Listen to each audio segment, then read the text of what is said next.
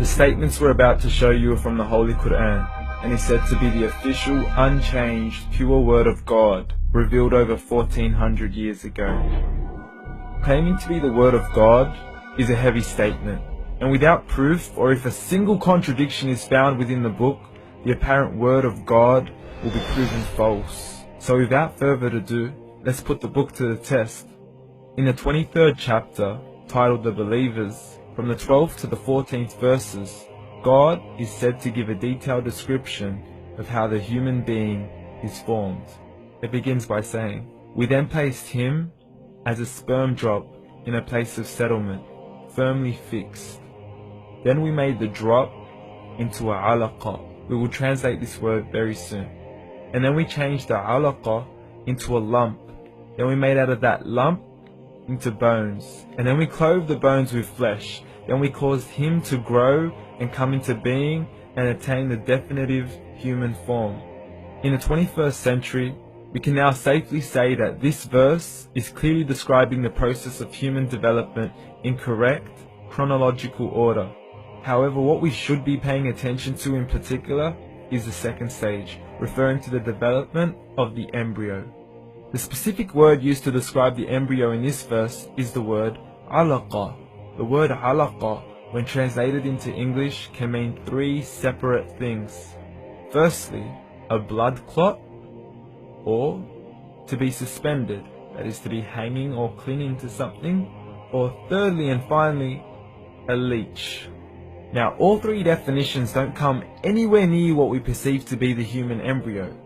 So, why are these words used, and what significance do they share with the human embryo? Can the embryo be described as a blood clot? Well, what do you think?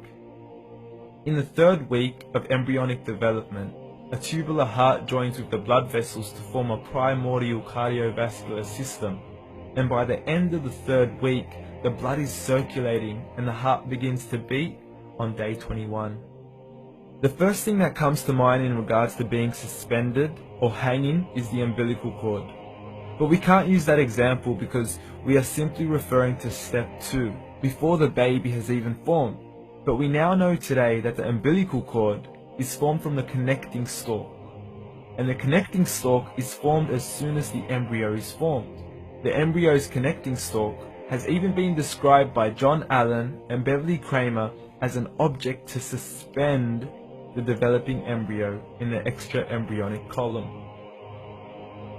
So an embryo is suspended and does have a strong resemblance with a blood clot. What on earth would an embryo have to do with a leech? Figure A shows the structure of an embryo at 25 days. Figure B shows a leech. Now please note once again that the embryo in this stage is no greater than the size of a kernel of wheat. This is an X-ray of the embryo at 22 days. This is the internal structure of a leech. It's mind-blowing stuff, but you still haven't seen anything yet. This is the head of the embryo at 22 days. The detail you are seeing right now is absolutely impossible to be seen with the human eye and can only be seen with a microscope. This is the back end of a leech. There's no other words used to describe this other than mind-blowing. The pictures we have shown you are impossible to be seen with the human eye or even to be predicted by the human mind. Once again, the verses we have shown you were revealed over 1400 years ago to a man who couldn't read nor write. Are these the words of God? Descriptions of the human embryo in the Quran cannot be based on scientific knowledge in the 7th century. The only reasonable conclusion is that these descriptions were revealed to Muhammad from God, from God, from God, from God.